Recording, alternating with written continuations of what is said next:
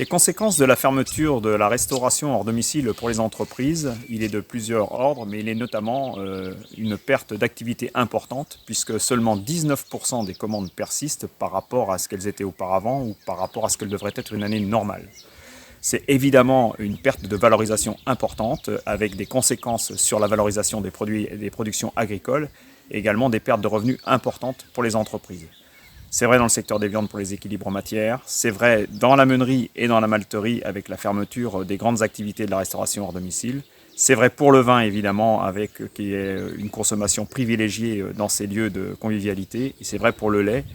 où le secteur restauration hors domicile représente 25 à 30% des débouchés. Il y a un vrai risque aujourd'hui de pérennité et donc de continuité de la chaîne alimentaire dans ce secteur si des mesures ne sont pas prises de manière urgente pour ces entreprises. Pour limiter l'impact de la crise pour les entreprises qui servent aujourd'hui le secteur de la restauration hors domicile,